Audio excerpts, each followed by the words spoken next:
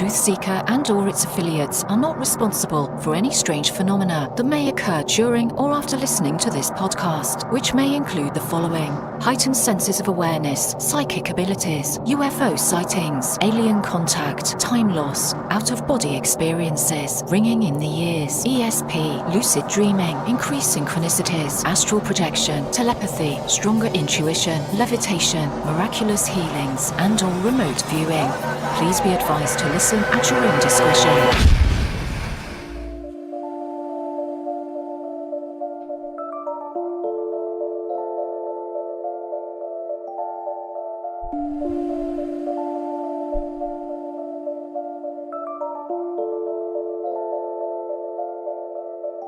Won't you come and take me away? I just wanna be with you. Won't you come and take me away? To a place to walk on troubled seas, faith to stand when I don't believe. I just wanna be with you. Won't you come and take me away? I just wanna be with you. Won't you come? You are now locked into the TruthSeekah podcast. Gargoyles, psychics, everything's ungodly, dark-sided. Streaming live at TruthSeekah.com. She's not a Christian. Give it up, y'all. Your portal to the paranormal, esoteric, and all things spiritual. She's tampering in dark-sided stuff. And now, your host, TruthSeekah. Hey, what's up, ladies and gentlemen? I'm your host, TruthSeekah. This is the TruthSeekah podcast. I'm excited and delighted to be with you guys, as always, as we cover all things spiritual. This is what we do. Thank you guys for hanging out with me. Thank you guys for tuning in, no matter where you're listening from. If you're tuning in live to Facebook, YouTube, Periscope, wherever you're listening at. If you're listening after the fact on the podcasting apps to you, driving on this beautiful commute, sitting in hectic traffic, no matter where you are, man, shout out to you. Thank you guys for being a part of this show. I want to say a huge thank you as well to everyone who has partnered with me on Patreon to bring this show to the table. This is a listener-supported, listener-funded show, and it doesn't exist without your help. So thank you for believing in this work that I'm doing with the podcast and these conversations and everything else that it's allowing me to create as well, the courses and videos and music and all of that stuff too that we're busy working on right now. I got a bunch of stuff coming out. So I want to say a huge thank you to you guys, and thank you to some of the latest patrons within the last week or so. Shout out to Neem Das. Thank you for coming on. And Michael Hardy. Thank you guys for believing in the work and joining. It means the world. Thanks so much. If you'd like to support, go to patreon.com/TruthSeekah. There you get access to my entire discography of music, behind the scenes stuff, Thursday Night School of Mystics, a bunch of really cool stuff. Check it out. It's the bunch of really cool stuff with the community aspect to what we're building here on the podcast and like-minded individuals. Also, another component to what we're building here is kind of transitioning from the Patreon stuff is over to the Mystic Circle, which is something that we've been working on really hard here in the last couple months, and we've launched it, and got a bunch of creators, a bunch of people that I believe in their work and what they bring to the table, people who are gifted and doing readings and prayer and meditations and breath work and a bunch of really cool stuff that we've all come together to join on this platform. And so I'm going to be doing the Thursday night School of the Mystics on that platform as well, and also the Sunday morning breath work that we've been doing the last 3 weeks, which has been the Children of the Breath sessions that we've been doing, and they've been amazing. We've been able to kind of start off with breath work and then kind of go in through deep meditation and connecting and seeing what spirit has for us, and it's been awesome. And so those sessions are recorded too, so by joining that platform you get access to the archives and all of that good stuff too. So myself,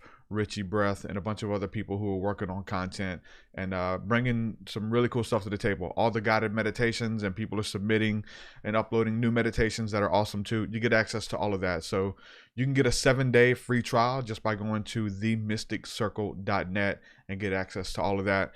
We also have our first webinar coming up, and this is with Miss D. Wallace, who, yes, was the mom from E.T., and she is an energy healer and intuitive, and she's really good at what she does. I had her on my show about a year and a half, 2 years ago. It was an amazing talk, and so we're going to have her for our first webinar, and we're talking to some more people about setting up some more stuff as well. So again, you get access to all of that. I'm going to play this quick commercial about that event. Check it out.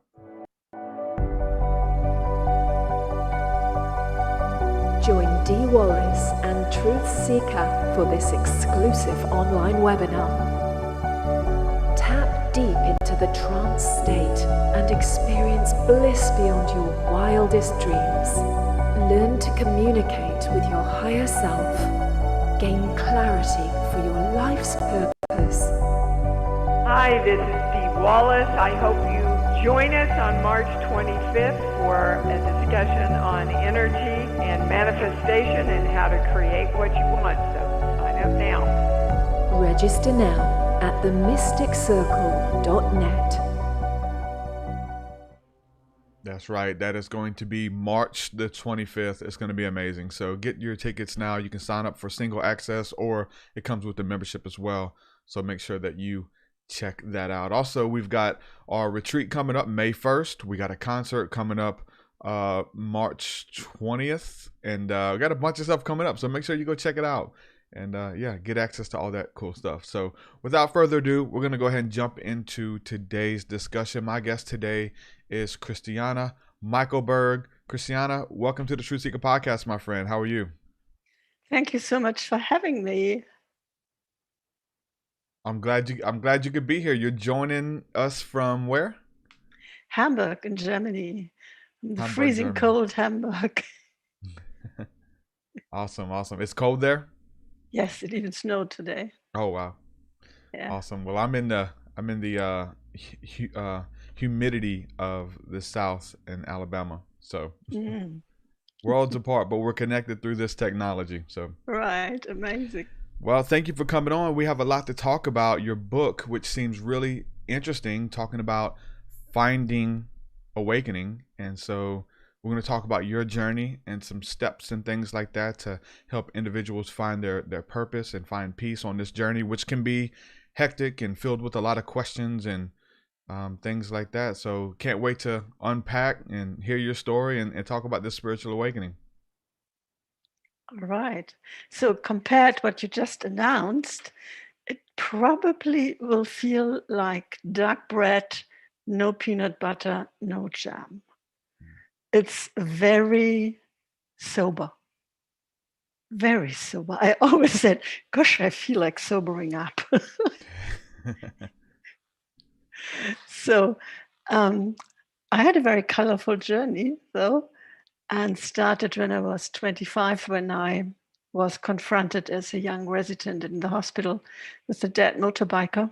And when I looked at his identity card, I'm a physician, so that was in my training. And when I looked at his identity card, I saw that he was born the same year I was born in. He was 25, just like me. And I thought, gosh, I'm going to die. It was the first time I realized that, though I had seen many corpses already at that point. And I thought, and I don't even know who I am.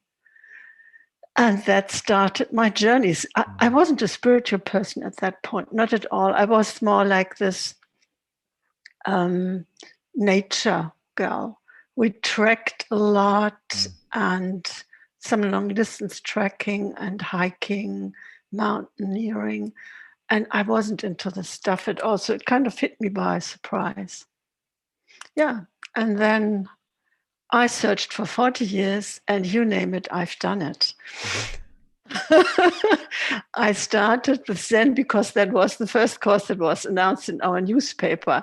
Now, this was in 75 or 6, when there wasn't a thing like internet yet. So you had to rely on your local newspaper or word of mouth. And I started with Zen. And I was very exotic. In Germany, it happened in monasteries. And the Japanese masters came over and trained some here. And then fast forward 40 years later, in the meantime, I'd been with an Indian guru. I had been working on developing my medium skills in the Arthur Findlay College in Great Britain. That is a school for mediums. And but I decided to do the healing training instead because that made more sense to me as a physician. And yes, and then I was diagnosed with breast cancer. And all my Buddhist training, all my other training, I was a psychoanalyst at that point. I specialized in that. All my psychoanalytical training could not stop my immense panic. It was mind-blowing, really. My thoughts just raced non-stop. They just wouldn't stop for a moment. And I was just panic-struck. I think I never experienced so much panic all my life, ever. I can't remember it. And I thought, gosh, yes, the Buddha says, if you can't control it, it can't be yours. I can't control my body, quite obviously. I can't control my thoughts, my feelings, nothing. But I still think it's mine, and me is still there. So this 40 years were just for nothing, really. Yeah. And I just, in the hospital, still turned my back on this rather exotic identity as a spiritual seeker. And decided I had to find pretty soon, because at that point I had surgery, but I didn't have the results yet. So I had no idea what the prognosis would be, how long I would have to live, maybe. And now I didn't know what to do. I mean, I had exhausted my means. And so I just thought, yeah, so what do I do? And like 2 weeks later, I think, on my Facebook feed, I had a Buddhist website. That's why I was on Facebook at all. And I saw a blog post which I really liked. The title of it was "The Body is Not Ready for Awakening" by Lorianne Lothian. You might know her. The Awakened Dreamer is her blog. And she had a link to a forum where people were guided to see that there is no self. And I thought, I try that. I've done enough, I can try that. And then I looked at that and read the dialogues, and it was fascinating. For a long time, I could follow. So there were voluntary guides which asked the seekers questions, and they explored that in their own experience and came back with the answers. And it was always about, where is this me? What is it made of? And at some point, something happened, and I could no longer follow the dialogue. They talked about something I clearly had not experienced, but they had. And I thought, whoa, something is happening there. But then fear came up, and it was like, okay, if really is something happening there, do you want it? Do you really want to awaken? And I wasn't all that sure at that point. I thought, yeah, basically, yes. But what if I can no longer function without a me? I mean, the me steers everything, doesn't it? So how will I function? Or what about my relationship? Will I just drop out? Will I not be interested any longer? Can I still work? I still worked as a physician at that point. And these were all the questions. And then I finally thought, nah, you are looking for this now for 40 years, all your adult life. And you really put a lot of energy into it. And if everything falls apart, you restarted your life already 3 times. You can do it one more time. And so I just went ahead, but I downloaded a book with printed dialogues because radiation was coming and I didn't know whether I could answer every day, which was requested. Yeah, and so I was around page 20 on this book. And I had basically nailed it down to the me is just like a computer virus. It attaches itself to everything. Seeing turns into I see, hearing into I see, doing into I do, deciding into I decide. Really like a computer virus. And then the next question in one of these dialogues was, so is there a you in any physical form or shape? And I thought, what a silly question. Of course not.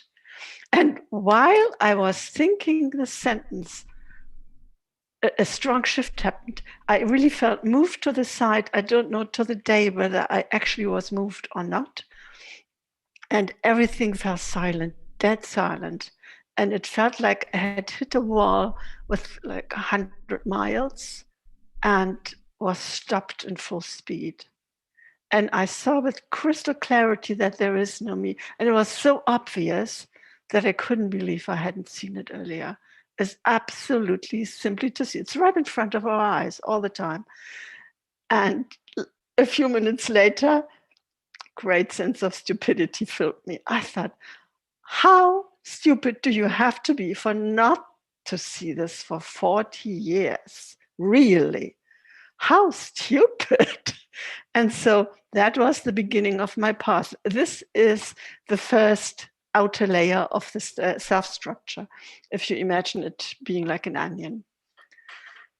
And now it was really great. It was quite psychedelic. I had to get out of the apartment, out into the greens, into the river where we live.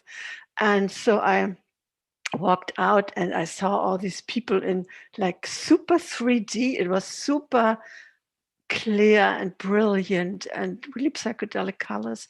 And I thought, how am I ever going to relate to these people, seeing that there is no core in them, nothing solid? That was so obvious at that point. And I thought, well, we'll deal with that later. And I just walked around looking at everything and just savoring it. It felt great.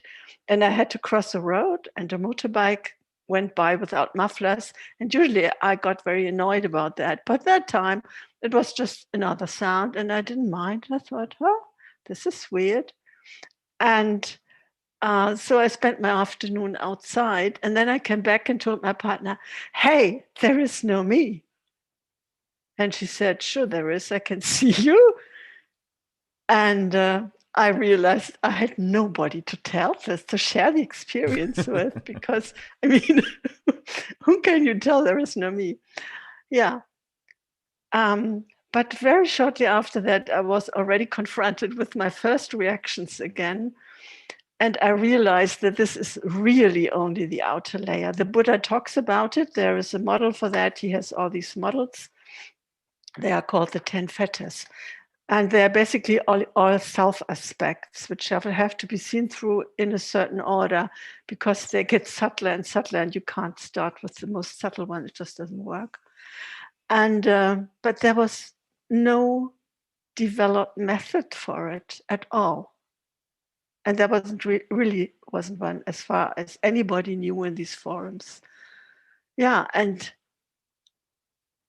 then it's always these, synchronicities that happen. Then I stumbled upon a discussion in a forum where two people discussed how to go on. And one had said, well, I think this, what I found might work. And the other said, yeah, it might work for weakening the next step, but I don't think it will break it because, and then they gave very good reason for it. And I thought, this person knows something.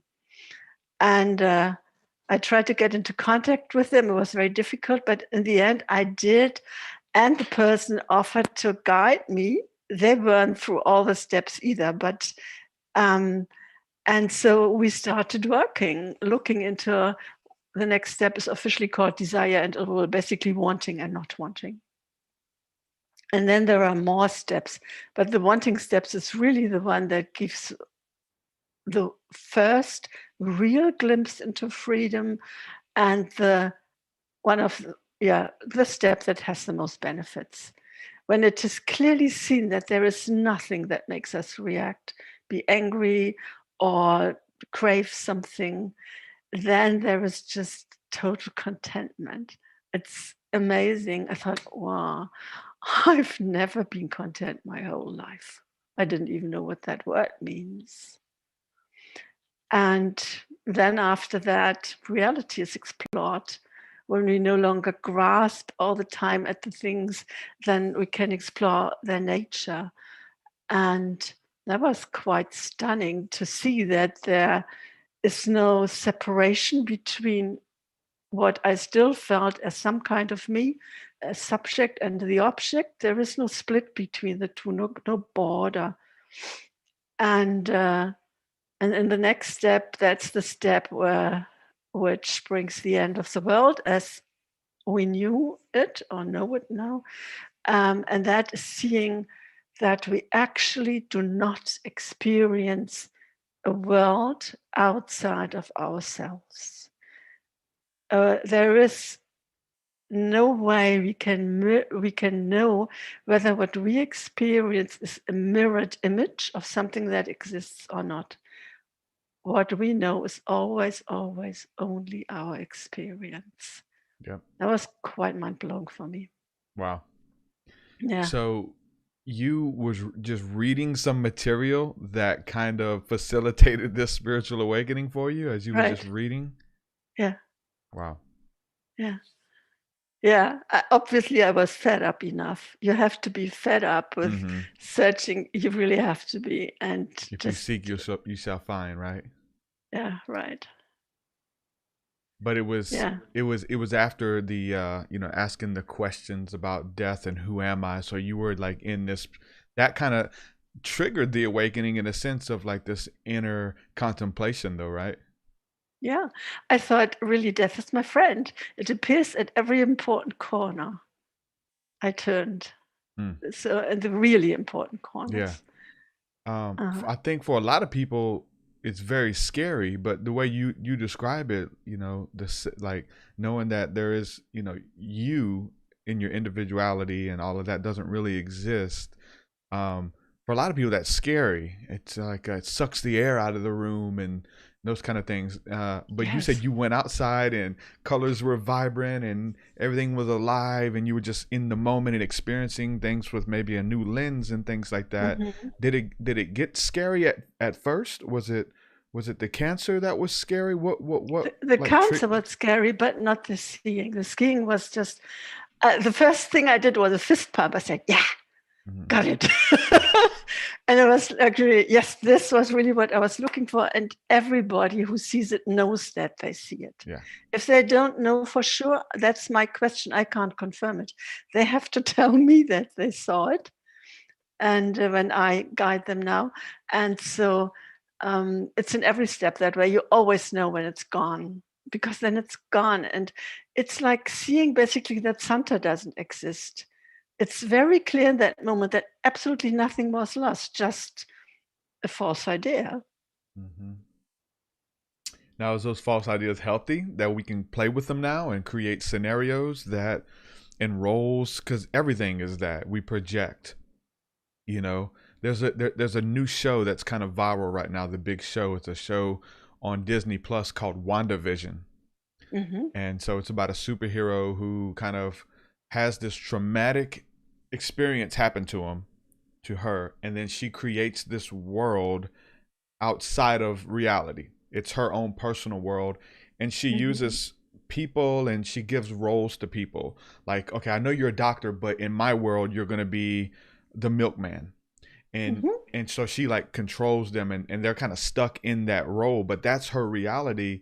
And I feel like it has this, this place of how we project onto people roles, and whether it's, the possibilities are endless of we don't see things for what they are. We see things the way that we are and our lens and our perspective and our traumas and everything like that. So have you learned to play with that? Is there power in that delusion or illusion? In the illusion of a me? Well, just having the that none of this is real, that it's not, it's all in our heads, and can we interact with it and what we believe, again, like Santa, the kids, Santa's fun. Santa is amazing and can change your life and make you be a better person and make it that you don't lie, cheat, or steal because you want a good gift. And so with these notions and these belief systems, can we interact with them and create new ones that benefit us or allow us to experience spiritual awakening or what this reality has to offer? Oh, well, this is a very interesting question. Actually, it wouldn't work because the actor is gone in the game. There is no central person left in the end. After the end of the world is the end of the me, of any sense of I exist or I am. So with that, there is no director left of the show. So that's No, after.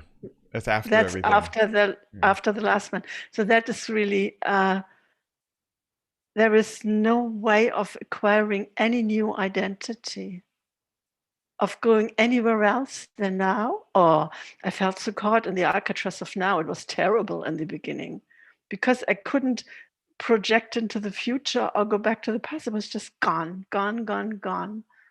And there is no way to assign myself a role. For example, most people would say, you're a Buddhist teacher. I don't feel like that at all. I can't take on any identity, not even that of a woman or whatever. It's like all lost. It's very strange, and in the beginning, it's really strange, but then it becomes very liberating. Yeah. But so you don't identify with none of them, but maybe No. at the same time identify with all of them. Can that be said? No, I No. don't identify. Well, you get This I mean, even though you identification don't doesn't identify, work. you get to you get to be that to someone else, and in that profession or that that aspect. Yes, I call myself a guide, and yeah, I give people a hand, but I don't derive any identity from that. Is Yeah. that because it's something that someone else made up with these labels and things? Yeah, I made it up myself before. To identify, to get people to identify with you. I know we have labels, and it helps people who don't understand of introducing yourself, or yes, I am this or I am that or whatever the case is, but Yeah, sure. really that's not who you are, is what you're saying, right? Right. Yeah. If I meet somebody and kind of know their framework, I will use a word they will understand as to what I do, for example. Like my closest network are still Buddhists, so here locally. So I would say I'm a Buddhist. I work as a Buddhist teacher and help people to awaken, because that's factually what I do. It's a Buddhist path, but I'm not a Buddhist. I'm just nothing. And no.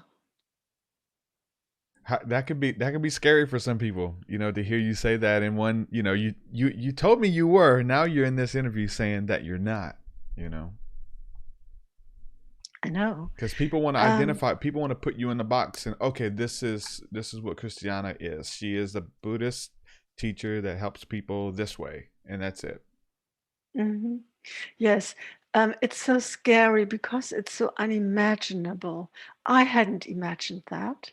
And when it had happened, when the self had fully dissolved, I was actually quite distraught because I didn't know whether this body could still be moved because there was so clearly nobody in it. It was very weird. And I complained at length in my Facebook group about it. And in the end, it's just like it always was. I don't feel, I nearly said different. And it's true because all these ideas were ever always only ideas. But I said then, I am not sure this is what I signed up for. I didn't expect this to happen, all identity to fall away. And yeah, that sounds scary. And it certainly is a transition that is like one of these heroes' transitions that's not so simple. But and that's why I always ask people who want to go this path, they have to be emotionally rather healthy, because they will have to deal with some changes.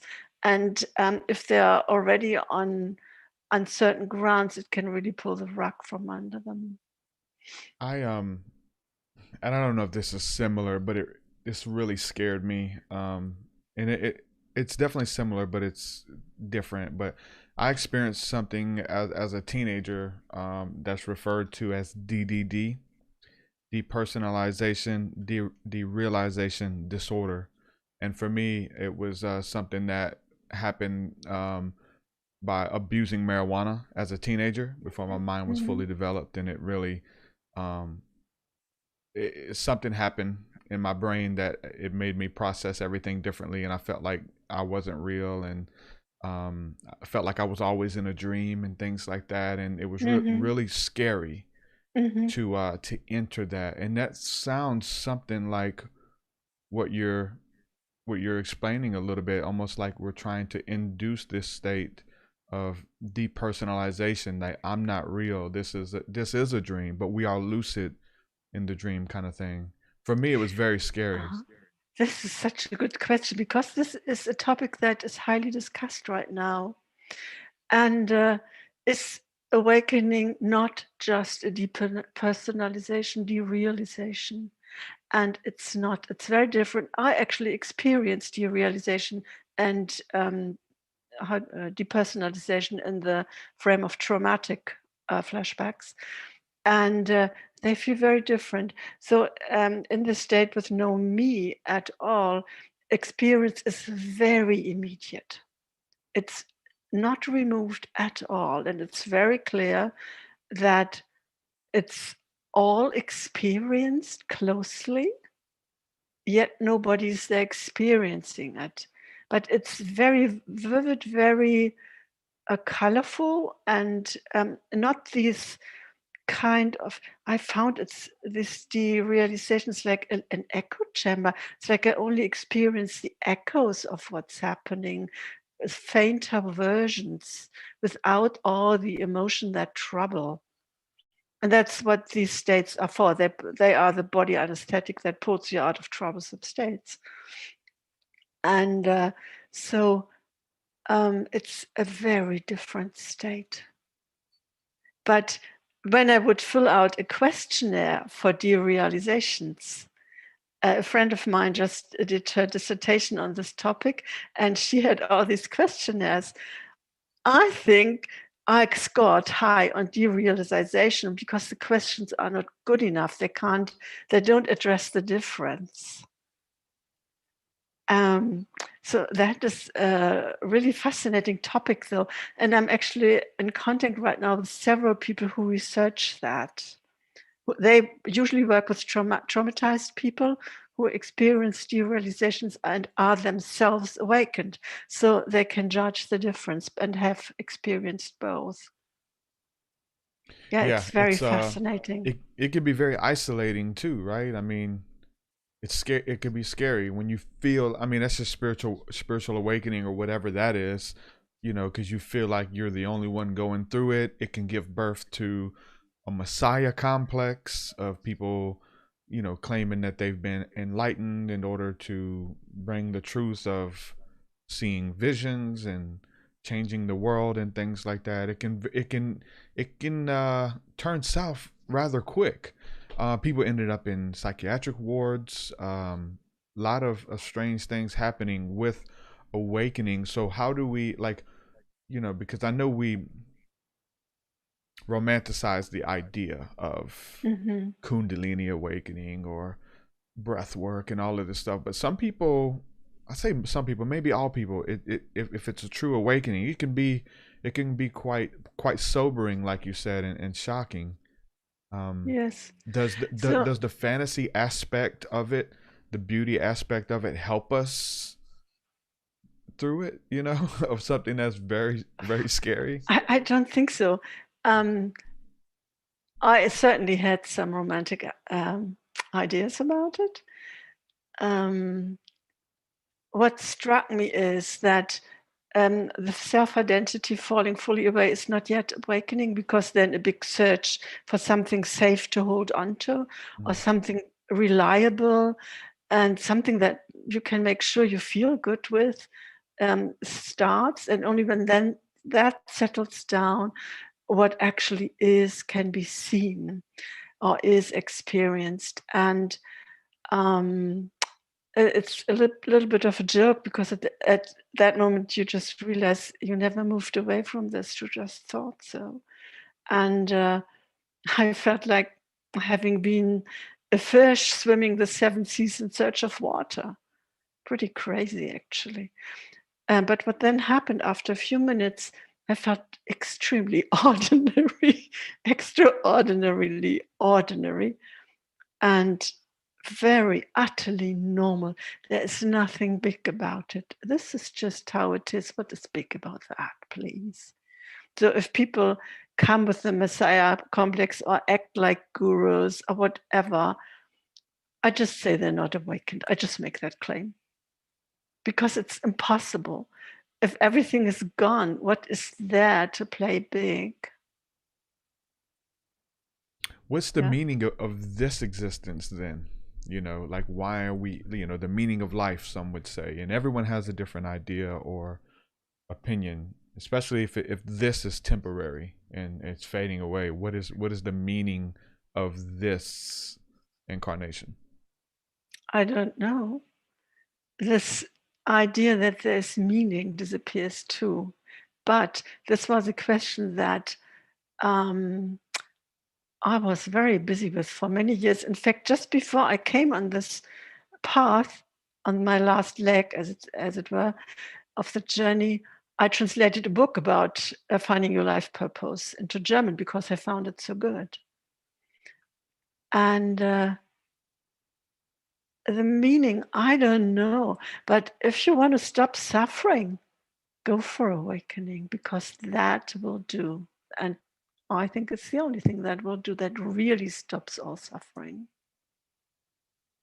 And you say meditation is not enough. What do you mean by that? Yeah, meditation. The problem, I think, I mean, I meditated like 10,000 of hours, maybe 100,000. I don't know. And I had deep insights. It wasn't for nothing. I had deep insights, but they all passed. They were like peak experiences. And then they were gone. And now I had a new lighthouse, but I was still lost in the sea. And I had to swim there. Meditation, I think the focus is too broad. Meditation has enormous benefits for many things. I mean, there are so many studies about it. It even rebuilds brain structures that are traumatically dissolved or not even developed, like in ADD. But for awakening, it needs a clearer focus what to look for.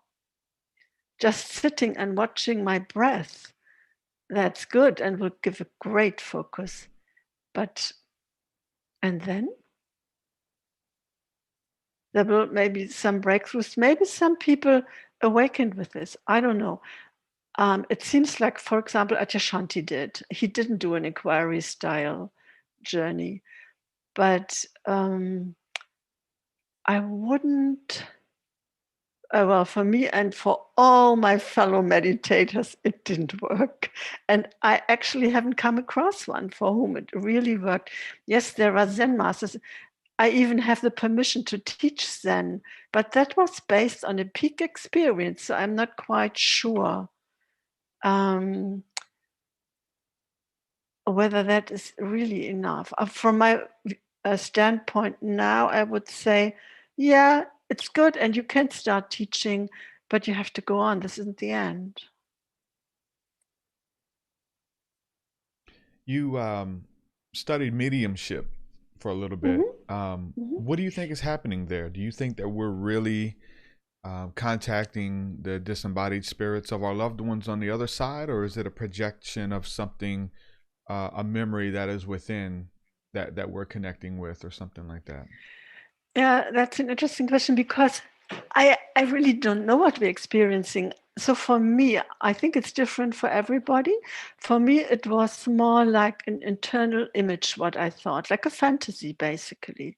And I learned to trust these fantasies when the people I talked to confirmed the image without having ever talked about it. Like I had a medical assistant whose mother died. And I just, when I was on my own, I tuned into her mother, and I saw her very chit-chatty and in a dark skirt. I thought it was brown with white dots on it, polka dots. And so the next day I asked the assistant, I told her, they knew that I was doing this kind of training, that I had tuned into her mother and whether she wanted to hear what I was saying and seeing. And she said, yes, please. And so I talked about that. Now, I had only known her mother being very sick, so I didn't know her true nature. But she said, yes, my mother was always very chatty and very social. She always had people around her and coffee with other women. And yes, I can show you her polka dot dress. She had a skirt, a polka dot skirt with exactly this big white polka dots on it, which of course I'd never seen before. So I don't know what is happening there. And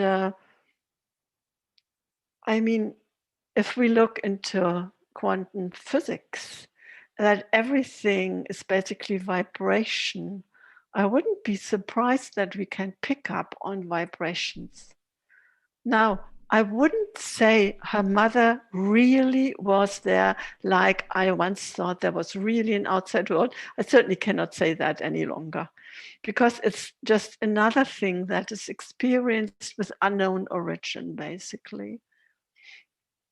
But it's very impressive, I think. But what impressed me even more was the healing work, that it really worked. That was quite mind-blowing. And I actually stopped after a year or so because I thought playing Jesus just doesn't feel right. And I just stopped with it.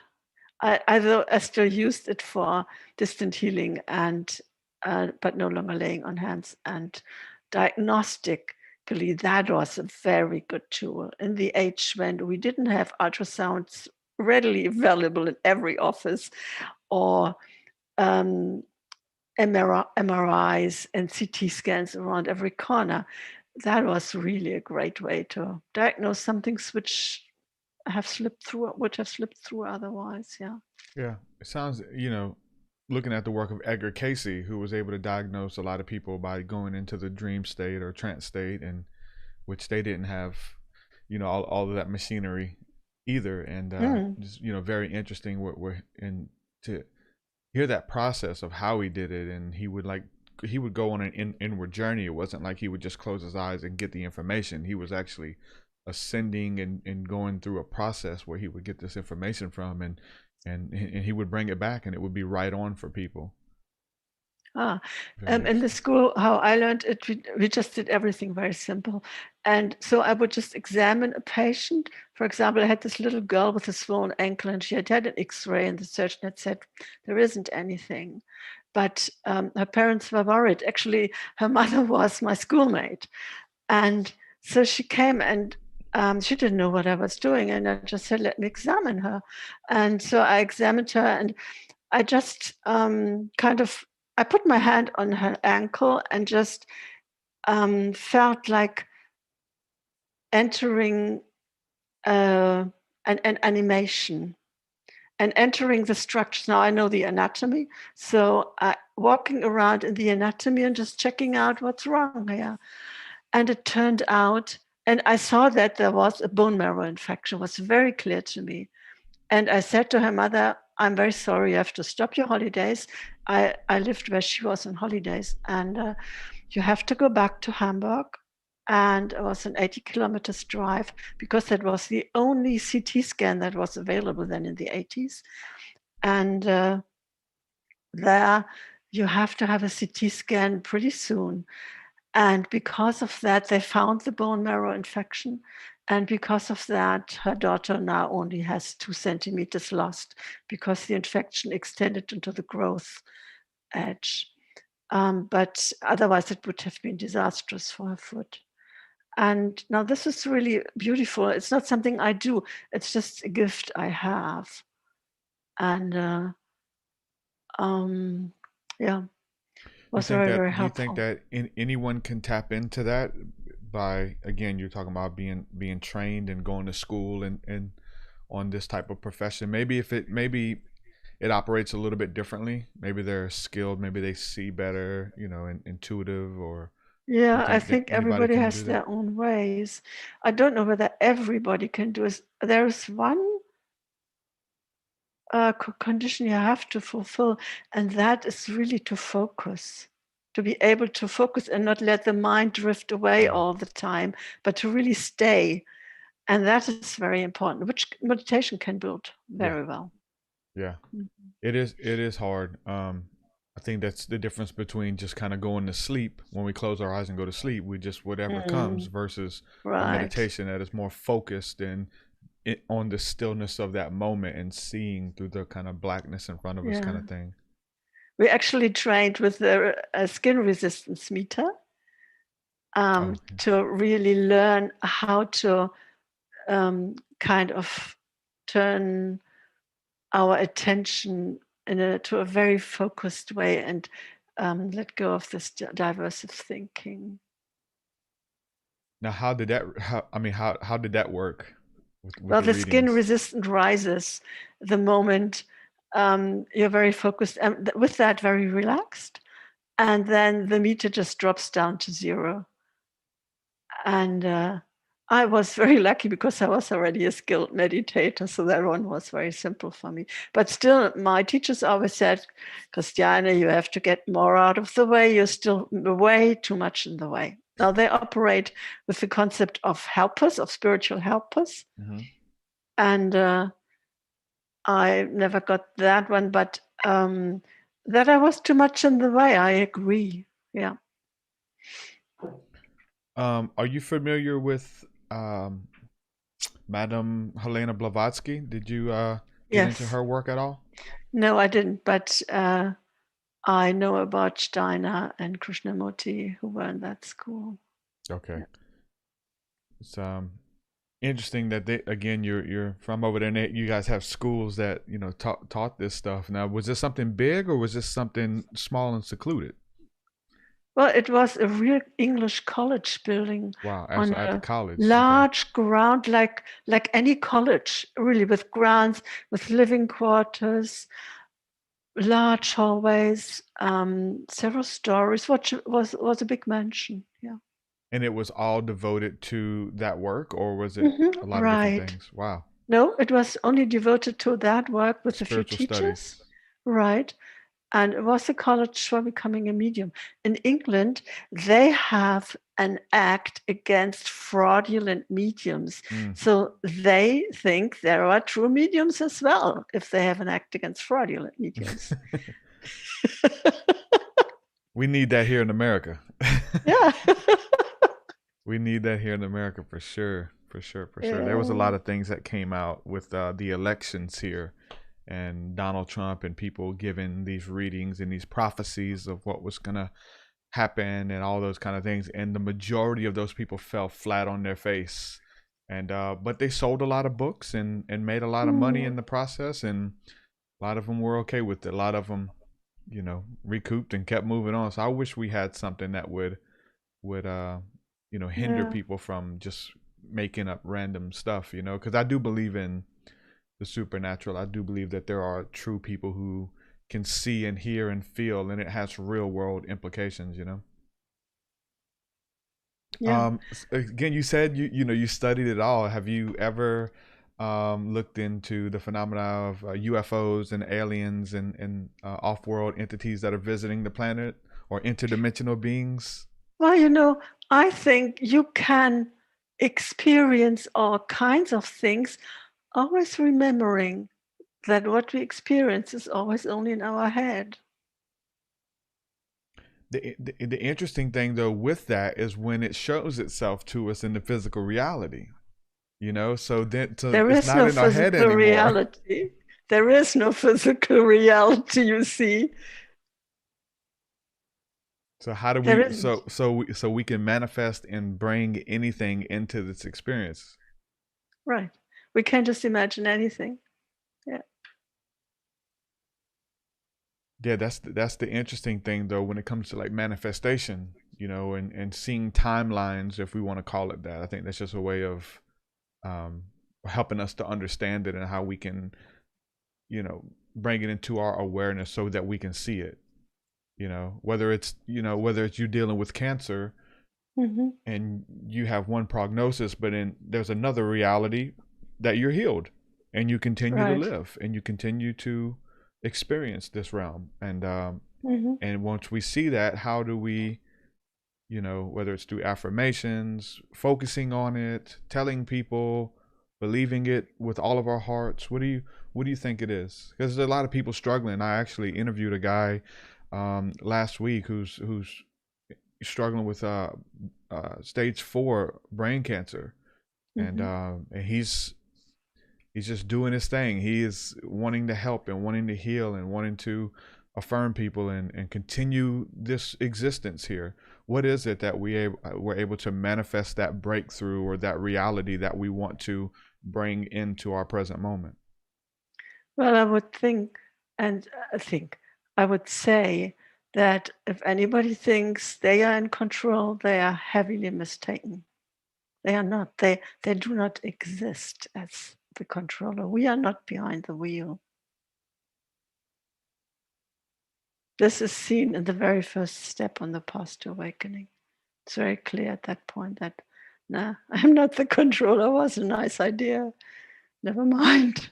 So do we Yeah. do we pray? Do we commune with the ones who are in control? If we're not in control, do we do, you know, prayer and intention and asking? Does that help? Well, the idea that anybody else is in control is of the same. It's by the way, the third. There are 10 fetters, 10 assumptions that are crucial, and the third one is clinging to rites and rituals, because then, since we know we can't control it, by experience, we just call somebody else in who might be more able to control it. But Yeah. that works for a lot of people, you know. You know why? Because it changes their filter. Because they believe it. Yeah, it changes the filter, and they see things they didn't see before, opportunities. They act differently. Mm-hmm. We Yeah. all experience life through a filter. Our brain does that. Mm-hmm. And I have the feeling that this awakening thing makes holes in this filter. It doesn't go fully away, but it makes holes in this filter. But otherwise, it's filtered heavily. So, I mean, I feel like with knowing this stuff, we can hack this experience, you know, with, you know, to whether, you know, and people do, I think so, you know, for a period of time, whether it's to gain wealth, whether it is you know, a medium who's lying to you, who knows how to play off of your emotions, you know, and using it for bad and things like that. But I feel like there's this, you know, we can use spirituality to be content. Maybe that's the main thing. You know, That you is the mentioned main that. thing. Yeah. There is just what is experienced. And trying to play God, I wouldn't know what for, because I'm content. This grasping at things, wanting things to be different, is totally gone with awakening. This just isn't there. It just doesn't come up any longer. There's no wish to change something randomly or become famous or wealthy, or I don't know what you can become. And it's just like it is. Mm-hmm. Yeah, but there's still, you know, you say let go of desire. Is there a good desire? Is there a desire to see the world? Is there a desire to be present in conversation? Is there a desire for a good meal? Like, you know, because that stuff's still there. Is there good and bad desires? there are preferences, but if they don't get fulfilled, it's just like it is. It's not the end of the world. I don't. We have this well-being radar that scans all the time. Where can be something that's better than what is now? How can I create something better all the time? And this radar is out of function after awakening. You don't need it any longer. It's just not. I don't know. I can't even know how to say it. It's just not there. It's totally gone. Yeah, I talk about, the dichotomy there that exists again, because like contentment is great gain, but right, but still wanting more, still wanting better for yourself, because I think there's a place of contentment where you're just, you're okay with whatever, like real passive, and you don't want to do better, you don't want to provide for your family better, you're okay with the struggle or whatever the case is. And so I feel like in contentment there is this weird dichotomy that exists of just being real passive and just let whatever come, because I feel like we should be content in everything that we do, with lack, with abundance, wherever we are, we're okay. Yeah. But still, actually, yeah, a striving for more, a striving to see the world, to hope that our family, our spouses have a great experience here, just because we're content and we don't want to see things, versus letting our families and being providers and things like that. You talk, sure, because it's not fully gone, because we're in the world, we're operating in this this structure while we're here. Yeah, you have to understand that when the me is out of the way, there is a lot of love for everything, and it's like a bass hum, bass drum that's always there. And of course, you want the best for everything, for everyone, for everything, and you wouldn't just cope out and say, I don't care. We can survive on the bare minimum. That's enough. Some people do, though. Some people do. Maybe that's before awakening and not after. Yeah, I think it's more nihilism then. I'm very sorry.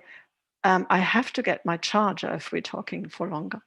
Okay, Should I do we're that? about to end. I was gonna go ahead and wrap it up at the top of the hour. Great. So, Christiana, I really enjoyed this interview, and you've made me Me think too. about a lot, and really good stuff. So let people know where they can go to check out your work, your book, your blog, your sessions, and all that cool stuff that you have to offer. You can find me on findingawakening.com as a webpage, and also on Facebook, Finding Awakening. And yes, I wish that you too end suffering, because that is the coolest. I actually had another cancer, and after I was out of the hospital, I felt like I hadn't suffered a scratch. It was amazing. So was it the same that came back? No, it was another one. I'm for variety. But you beat it. Yeah, I think so. Yeah. Awesome.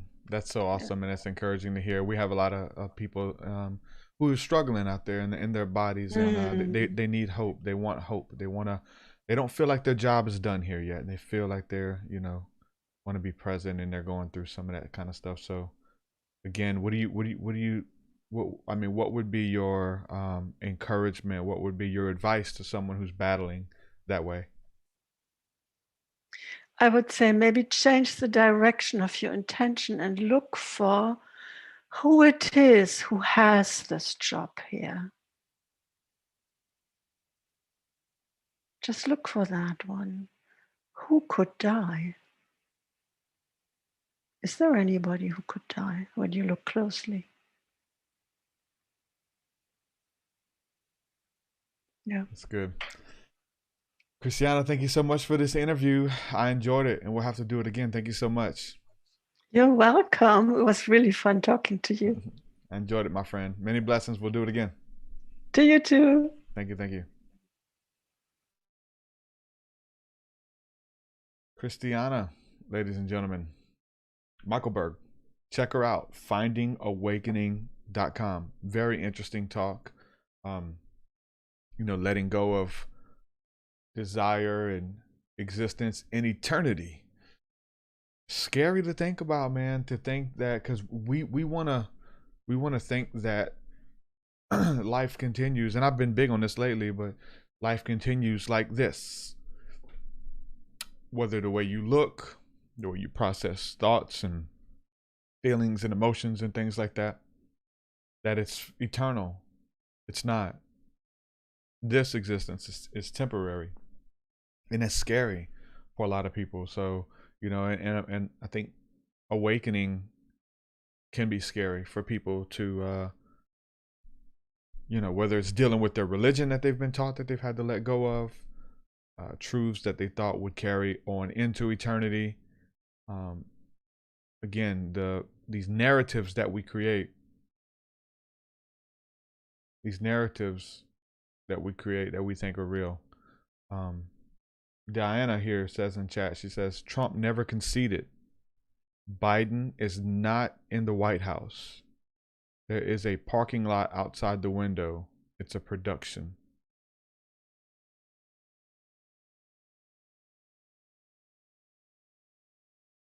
There's a lot of people who believe that, All of this is a production for sure. This is a production. There's a light in front of me. There's cameras. There's all kinds of things going on, but you only see what I show you. And so, for sure, to know that Hollywood and the greatest writers in the world are behind that script. They're behind that production to get the entire world to watch. For sure. So hopefully your trust isn't in that production. Your hope isn't in that production. And I think that we are in a time of awakening. Again, when you have things pulled, the rug pulled from under you with politics. We're in a time of awakening. For me and for many people, first comes conspiracy theories. Then you find out there's really nothing you can do to change it. The government. I can vote. Use your vote. We hire celebrities to tell us to vote. We hire celebrities to show us getting the vaccine so that the people will get the vaccine, so that the people will vote, so that the people will stay in this construct and have their trust and hope in that. But it's not till you find out you've exhausted it. You've exhausted the resources there. Hold on, this isn't changing anything. Everything's the same. So there's conspiracy theories of what's going on, these agendas, narratives within a narrative, stuff that that nobody else knows and stuff like that. Like, once you find out, like, hold on, there's no solution in that, then comes awakening. Then comes spirituality. Then comes the only person I can really change. I can't change Trump. Can't even change my mother. I can change myself. I can be present in conversations. I can work to make other people's experiences better. And we find out that, listen, the power that we have is within our reality. And hopefully that we can encourage, we can equip, we can strengthen others to not feel so marginalized and alone. A lot of what we're doing is, especially what I'm doing, is dealing with religious trauma. People who have who aren't welcome anymore. People who are trying to make sense and picking up the pieces. But how much does it, how big of an effect is it just to let people know that they're not alone? It's huge, because you feel like you're alone. You feel like you're the only one that knows. And when you find the others, you're like, okay, yeah, I'm strengthened. I'm encouraged. I'm not alone. And, maybe there's a huge group of you who want to be alone. You want to be the only one. And so that throws a wrench in the machine when it comes to a global awakening. Because how can you be right and the person who you disagree with be right at the same time? Both narratives are true. I like the sentiment. Just because I'm wrong doesn't mean you're right.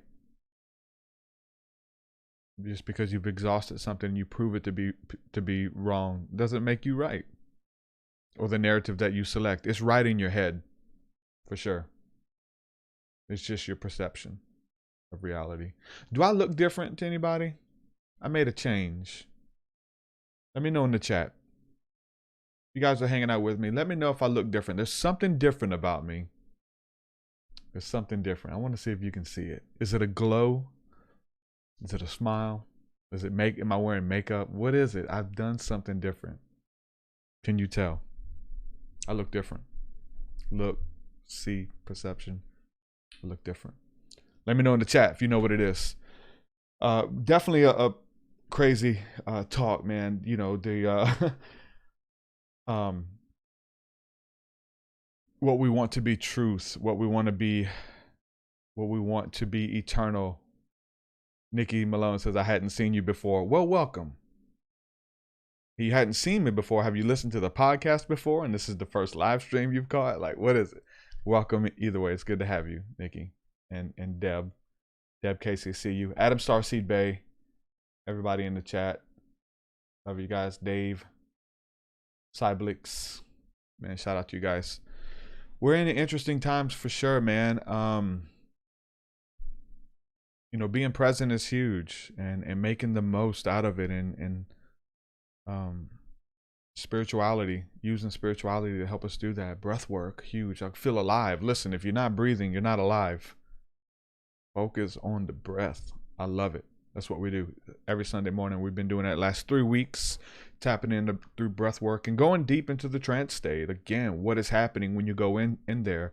And it's very interesting when we're talking about entities and beings that exist on the other side. Demons, for one, that's near and dear to my heart, you know, my background, the demonic. Is it real? You know, there's a growing movement of people who believe that everything is inside your head. I mean, even Christiana just said it, like, everything's in your head. This reality isn't real. Well, how do we merge those two? How do we bring that stuff outside and experience it? Is it just your belief in it? Now, I do believe that that's how you perceive, and that's how you project onto people, these roles and these ideas that you have in your head.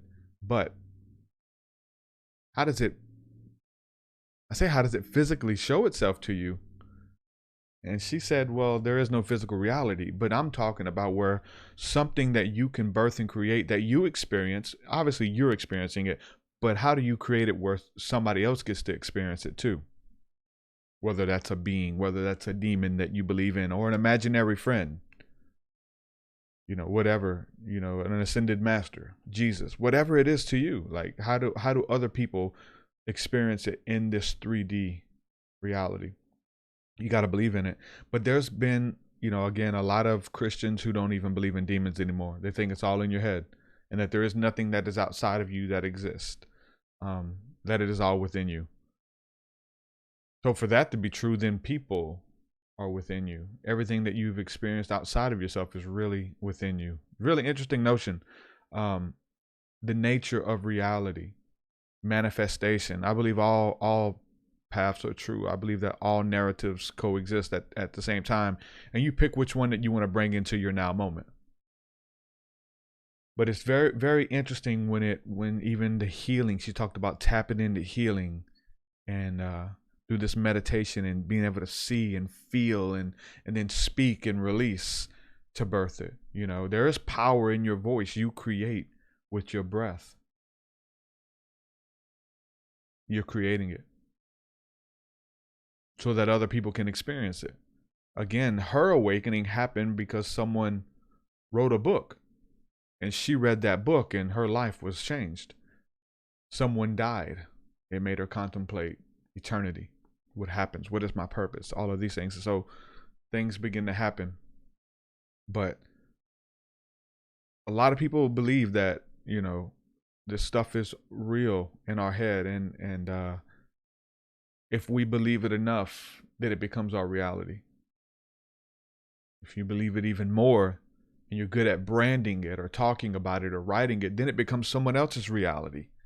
And then there's a agreed upon reality, a deity even, that exists. Jesus. If everyone quit talking about Jesus, and you know, what happens? Does he cease to exist because he doesn't live in the mind or consciousness of the people anymore? You know, what is truth? What is reality? And it's whatever you create. And there's people with some very strange belief systems.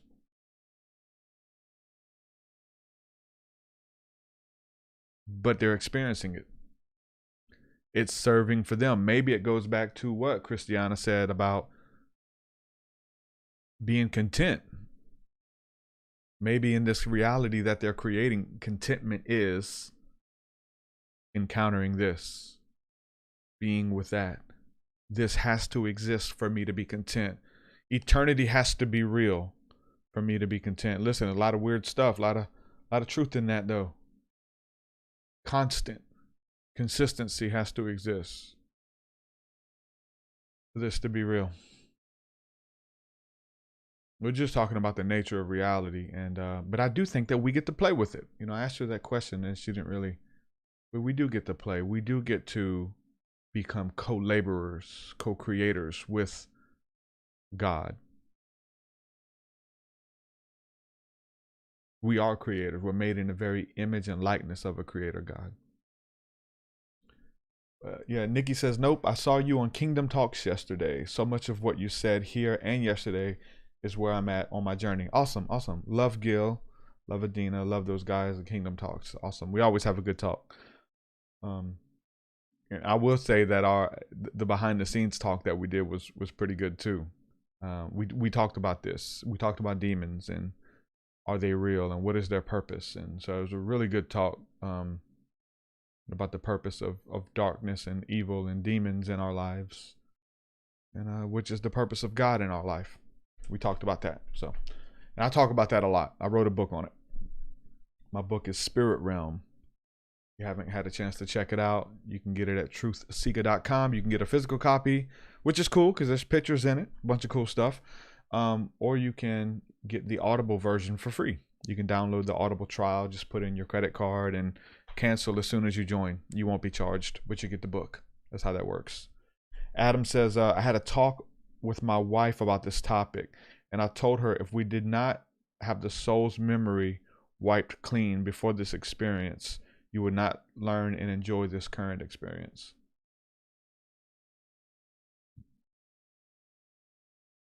Diana says, eyebrows? No, it's not the eyebrows. Maybe it has something to do with the eyebrows, but it's not the eyebrows. Yeah. Having it wiped cleaned of, I guess it's not really wiped clean if children are, you know, remembering past lives and stuff. Like how do you remember if something's been wiped clean before you incarnate? So very interesting, you know. I'm ordering it. Thank you, Nikki. Thank you for ordering the book.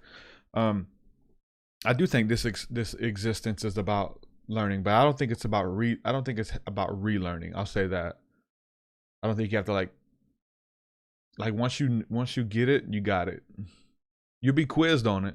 It'll be a pop quiz. It'll come back later. But you know the answer. And that's usually love. It's responding with love. It's responding with grace, humility. It's responding how Jesus responded, with love, becoming love to people. So that's how you pass all the tests. Don't freak out. Trust and faith in God, your creator. Got everything under control. Don't freak out. So we're constantly in this production, as someone said here.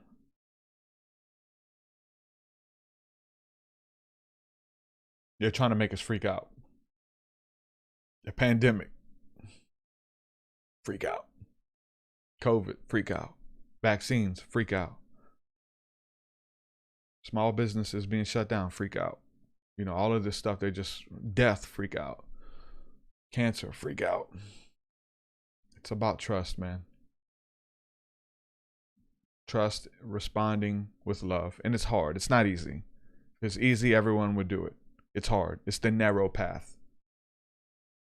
The wide path that leads to destruction is to get in your feelings, to take things personal, to make enemies, to judge, to fight, to gossip, to backbite. That's the wide path. That's the way of the world. It's the way of the world. And that's what the Bible means when it talks about the world. See, a lot of people get that wrong. When it says, love not the world. It's not talking about people who are in the world. It's talking about the things of the world. Love not the world, neither the things that are in the world. For all of the things are, and it goes on to list it, which is opposite of the fruit of the Spirit. It's the fruits of the flesh. Again, bickering, backbiting, complaining, evil, malice, hatred. Like all of, yeah, don't love that stuff. So, what's up, Nisa? Nisa says, when we learn to live and operate from this frequency, we will manifest everything in our destiny plan. Yep, come whatever may. But I assure you, these are distractions and lives that have been planted within us. Yeah, it's the desired reality. And you know, what if Christiana, like that abandonment, that I don't exist, and you know, maybe that's what eternity feels like, what truth feels like, but how do we still become present? Again, to be content but still want more. That's a dichotomy. Yeah, I'm content. I've you know, even with contentment, we feel like we've built it, but even that's not eternal. You know what I'm saying? Like, that's time is going to undo everything. So once we build something that we're content in, how long does that last?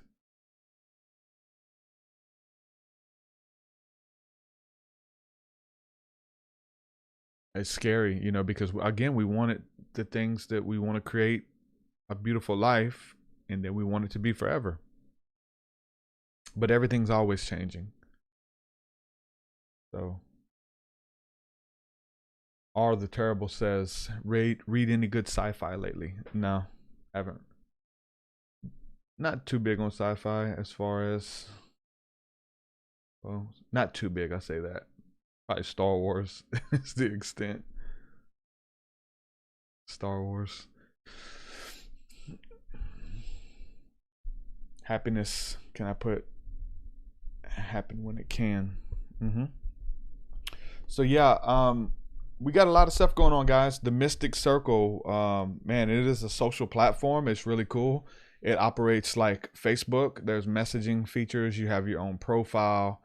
You can put your own content and have a blog. All kinds of really cool stuff that we have there. Discussion forums, and it's growing. So I'm excited about that. And a lot of people who are switching over to that from Patreon, who are already patrons, who have been patrons. I think it's cool because it's more interactive. It's more interactive than Patreon. You can literally like keep up with the conversations and message one another, and there's so much more that you can do, which I like it. That's why I'm kind of moving all my content over to that. So we're working on courses, we're working on documentaries, a bunch of really cool stuff. I'm leading breath work every Sunday morning. We're doing prayer and discussion every Thursday night. That's a part of that. Richie Breathe. I'm sorry, Richie. I'll keep messing your name up. It's Richie Breathe. I keep calling him Richie Breath, but we breathe the breath. So he's doing breath work. Richie Breathe is doing breath work on Tuesday nights. So if you guys want to be a part of that, he'll be doing that tonight. And we got other people that's going to be hosting stuff throughout the week as well. We're going to promote their stuff. And so you guys can get access to it. Bunch of really cool stuff. So if you want to be a part of it, got any questions, hit me up. Go to themysticcircle.net and check that out. Also, we have a retreat coming up. The retreat again is May the 1st. I have a concert coming up, which is March the 20th. And our first Mystic Circle webinar is March the 25th. So make sure y'all go check all of that stuff out. And yep, working on a bunch of stuff. With that, I'm going to say peace and shalom, guys. We'll do it again very soon. Love y'all. Peace, peace. You're with so much much higher than mine. So much higher than mine. So much deeper than mine. So much deeper than mine. Well, that does it for this episode, folks. To hear more episodes of the TruthSeekah podcast, head over to TruthSeekah.com. And if you're wanting to support the show and get rewards, go to our Patreon page at patreon.com/TruthSeekah.